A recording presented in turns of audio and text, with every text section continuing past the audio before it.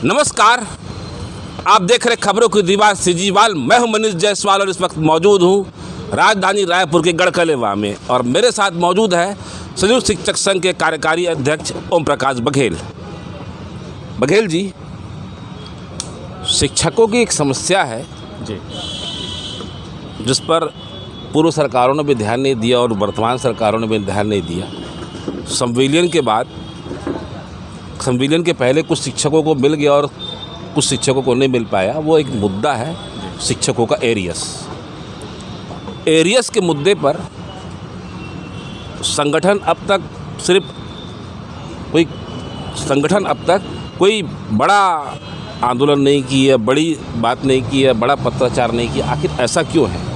उससे पहले मैं आपसे जानना चाहता हूँ कि ये एरियस है क्या?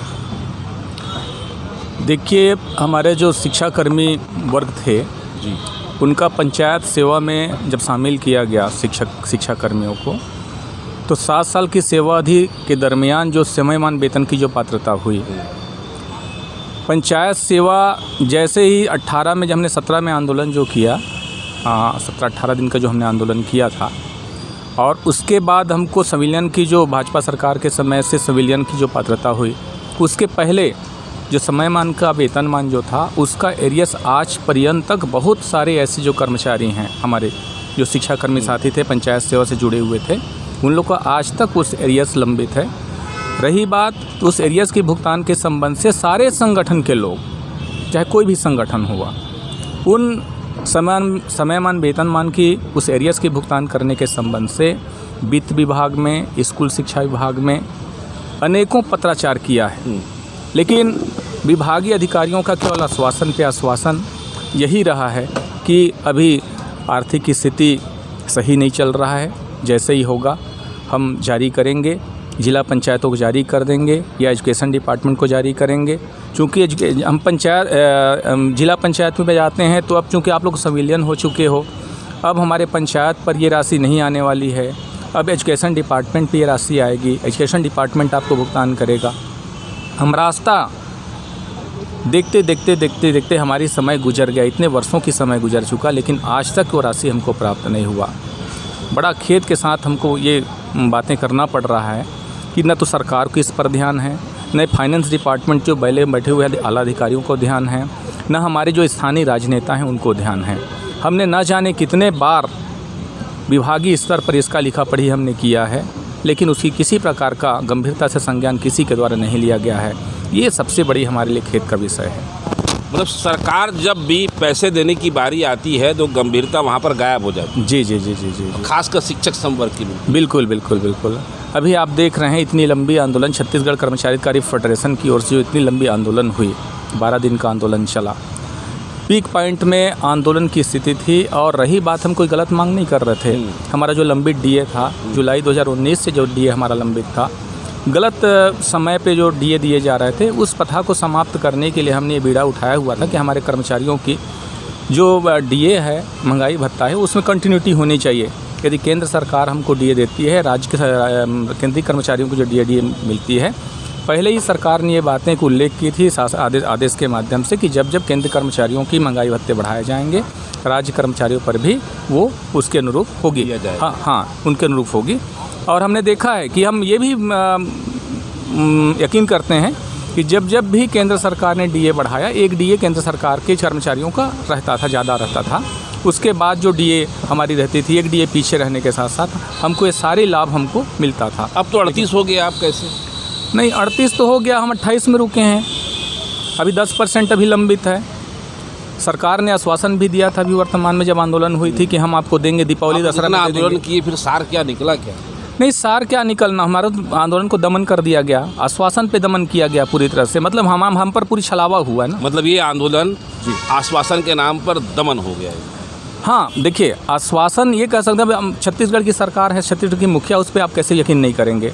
छत्तीसगढ़ के मुखिया के द्वारा, उनके जो कैबिनेट मंत्रियों के द्वारा कहा जा रहा है कि ये आपको डीए की पात्रता होगी, ये मिलेगी, आप इस समय की मिलेगी। आप कैसे यकीन नहीं करोगे इस चीज़ को? देखिए, अब आस है कि नहीं, आस तो है हमको यकीन है कि ये सरकार जो है कर्मचारियों की जो उन्होंने वादा किया है उसको पूरी करेगी, ऐसा अपेक्षा तो है सरकार से। आपका संगठन एरियस को लेकर क्या कोई एजेंडा बनाएगा आप? नहीं, एजेंडा तो पहले से बना हुआ है। हमने लिखित रूप में विभागीय अधिकारियों को इस पे अवगत कराया हुआ था।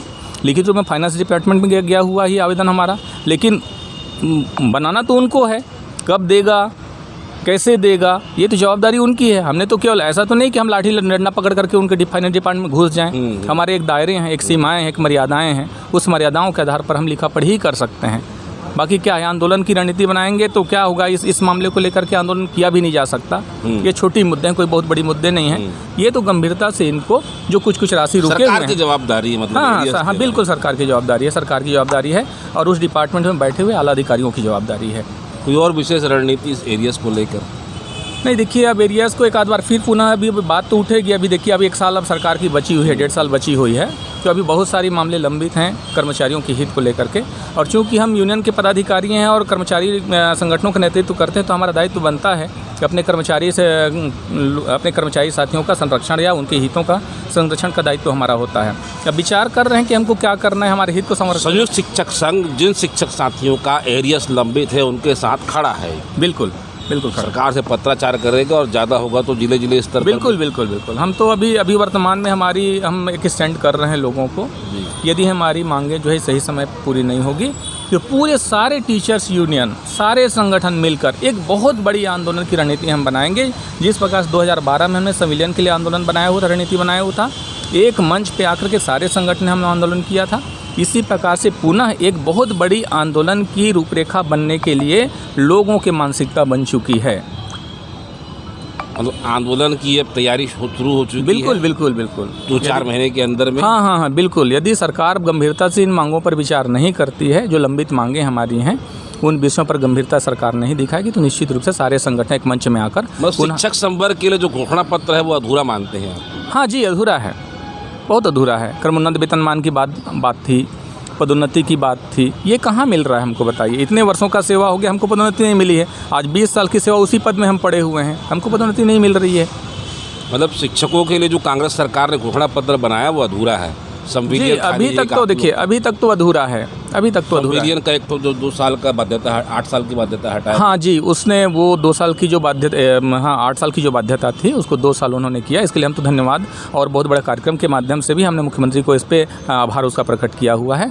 और रही बात आपका अंशदायी पेंशन योजनाओं को उन्होंने GPF में कन्वर्ट किया, उनके लिए भी हमने आभार प्रकट किया हुआ है। में तो लेकिन कई विसंगतियाँ। हाँ, विसंगतियाँ तो हैं उसमें। अब देखिए, जब तक अभी वर्तमान में देखिए हमारे कर्मचारी जो जिनकी 10 साल की सेवा अवधि नहीं हो पा रही है, वो ऐसे कर्मचारी हमारा इस दुनिया को छोड़ के चले जा रहे हैं, उनको पेंशन की पात्रता नहीं हो रही है। वही अंशदान पेंशन की पात्रता हो रही है जिसमें 1500-1700, इससे क्या चलेगा जीवन हमारा। 5 साल की सेवा अवधि पूर्ण नहीं हो रही, क्योंकि पूर्व सेवा अवधि गणना सरकार के द्वारा नहीं किया जा रहा है, विभाग के द्वारा नहीं किया जा रहा है। 5 साल की सेवा अवधि गणना पूरी नहीं होने की वजह से क्या है, ग्रेजुएटी की पात्रता नहीं हो रही। जो 16-16.5 महीने की जो वेतन हमको मिलता है ग्रेजुएटी में मरने के बाद उनके परिवार को मिलता है, वो नहीं मिल पा रहा है। आज बड़ा गंभीर स्थिति हो गई है। ये सब मामलों को लेकर के बड़ा ही असमंजस में हमारे कर्मचारी की सरकार हमारे लिए क्या करे। केवल कुल मिला के सरकार सब चीज़ों को असमंजस में रख के रखी है, खासकर शिक्षकों के अभी वर्तमान तक तो हम जो आकलन कर रहे हैं वैसे ही लग रहा है। तो ये है शिक्षक नेता ओम प्रकाश बघेल। बहुत समय से ये शिक्षक राजनीति कर रहे हैं, केदार जैन जी के प्रमुख सहयोगी रहे हैं और एक लंबा सफ़र करके आज यहाँ तक पहुँचे हैं। आज बस इतना ही। हमारी खबर अगर आपको अच्छी लगे तो लाइक, सब्सक्राइब और शेयर जरूर करें। सीजीवाल से मनीष जायसवाल की एक रिपोर्ट। धन्यवाद।